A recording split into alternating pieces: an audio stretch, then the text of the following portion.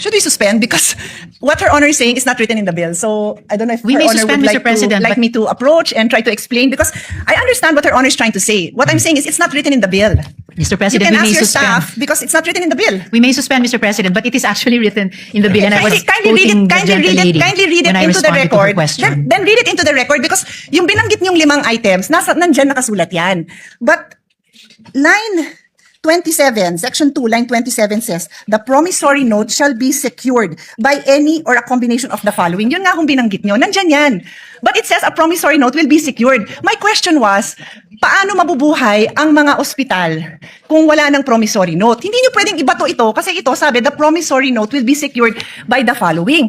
Perhaps Your Honor would like to make an amendment that says that in lieu of the promissory note, kasi yun ho ang sinasabi ninyo. Ang sinasabi ko, hindi nga ho nakasulat. So would you like to propose? Because we are happy to study and support. But hindi nga ho nakasulat yun. Yun lang naman ang puntos ko. Hindi pwede kasi yung intention natin, hindi klaro sa batas.